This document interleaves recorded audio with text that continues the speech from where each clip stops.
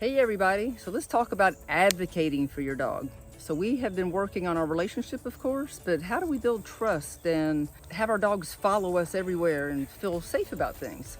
Well, we talk about our games, and our games are functional skills. And so the parking spot game is the game of advocacy.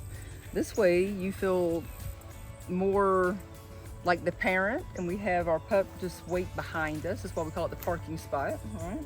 And Mick is quite nervous.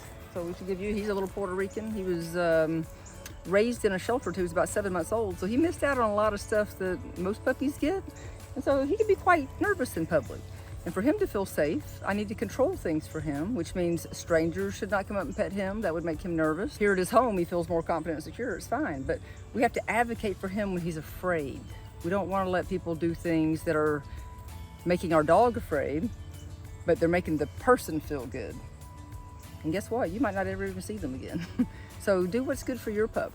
And so the parking spot game does help you advocate for them. So you kind of see the way he's holding himself. See how he looks really low? So this is him not being sure about what we're doing.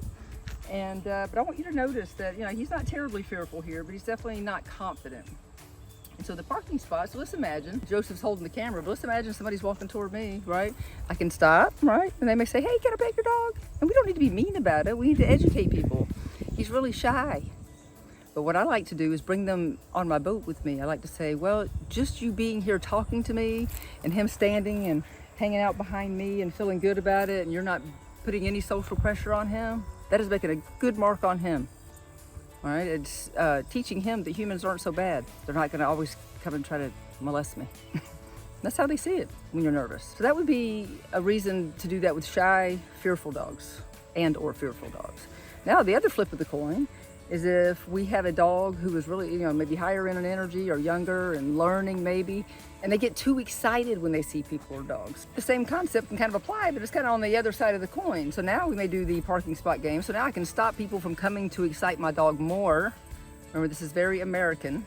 I like to be a little bit of European in my dog life. I don't want people coming to do that to them. It teaches them to be excited every time I meet a person, jump on them. We all hate the dog jumping on everybody. This is how they learn. So same thing, we're just gonna let people know that, hey, we're socializing, but we're teaching them to be calm around people. And then once they calm down and they relax and get closer to zero zen, then I will let them come out. And the first thing I want to do is still have the person ignore while they sniff. And then as long as we can be gentle, then of course, all right? But both sides, so we can work on excitability with the parking spot game, but really the super, super important one is working on those fearful dogs so that we can really work on trust, and they have to see that you're being the pet parent and you advocate for them.